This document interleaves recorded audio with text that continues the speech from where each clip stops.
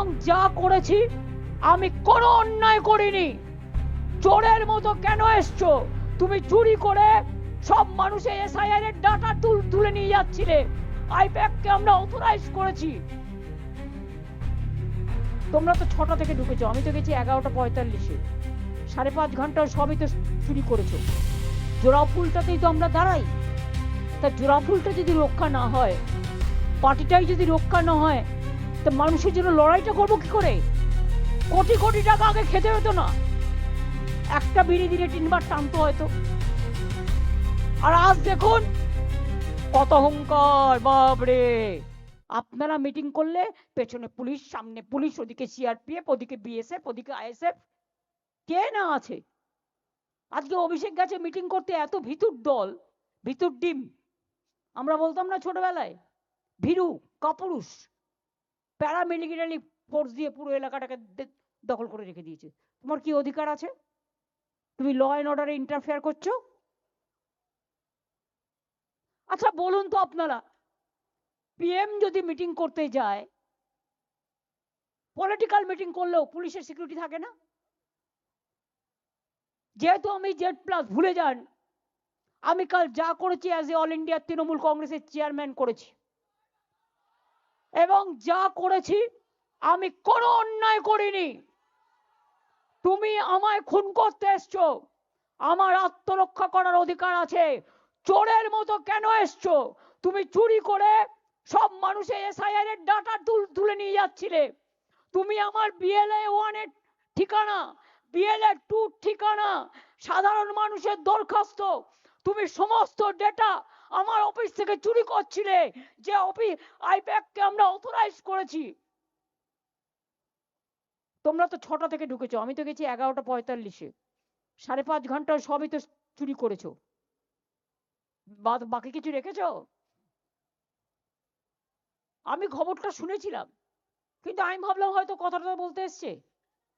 তারপর আমি প্রতীককে ফোন করলাম, দেখলাম ফোনটা বেজে যাচ্ছে, ফোনটা ধরছে না। তখন আমার একটা সন্দেহ হলো, আরে পার্টি সব নিয়ে পালাচ্ছে না তো? মানুষকে আমি ভালোবাসি যেমন, জোড়া ফুলটাতেই তো আমরা দাঁড়াই। তা জোড়া ফুলটা যদি রক্ষা না হয়, পার্টিটাই যদি রক্ষা না হয়, তো মানুষের জন্য লড়াইটা করবো কি করে? একটা তো প্ল্যাটফর্ম দরকার। অসহায় মানুষ যখন বিপদে পড়ে আমাদের জানায়, ওরা কাজ করে। ভুলে গেছে বিজেপির এই কান কাটার দলগুলো, নরেন্দ্র মোদীর সাথেও এরা একদিন কাজ করেছে। 14তে যখন PM হয়েছিল, আইপ্যাক কাজ করেছিল নরেন্দ্র মোদীর হয়ে, চন্দ্রবাবু নাইডুর হয়ে কাজ করেছিল, নীতিশ কুমারের হয়ে কাজ করেছিল, জগন রেড্ডির হয়ে কাজ করেছিল। তখন প্রশান্ত কিশোর ছিল, এখন মালিকানা বদল হয়েছে, প্রশান্ত এখন পলিটিক্যাল পার্টি করেছে। তাই প্রতীকরা এখন দেখে, আমি সেসব নিয়ে ডিটেলস আলোচনা করব না, কিন্তু ওদের আমরা দায়িত্ব দিয়েছি আমাদের IT সেল দেখার। আমাদের একটাই, সবেধন নীলমণি। আর বিজেপির তো কয়েক কোটি কোটি কোটি টাকা আগে খেতে হতো না, একটা বিড়ি দিনে 3 বার টানতো হয়তো। আর আজ দেখুন কত অহংকার, বাপরে। রণরঙ্গবাজি আসছে, দাঙ্গাকারীরা আজকে ক্ষমতায়। আর দাঙ্গাকারীদের যদি ক্ষমতায় থাকে, তো তাদের কাছ থেকে আপনি কি আশা করেন? একটা ভদ্র মানুষের কাছ থেকে আপনি ভদ্রতা আশা করতে পারেন, কিন্তু যে কোনোদিন ভদ্রতাই দেখালো না, নিজেদের হোম মিনিস্টার আজ পর্যন্ত পাওয়া যায়নি।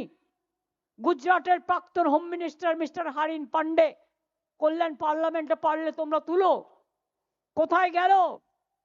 আজ পর্যন্ত নিখোঁজ। দাঙ্গাকারীরা জবাব দেবেন।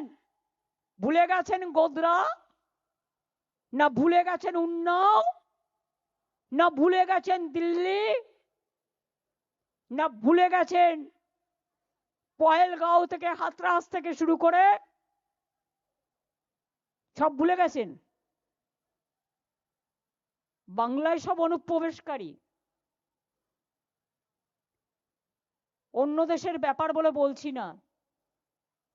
BSF কার আন্ডারে? বর্ডার দেখে কে?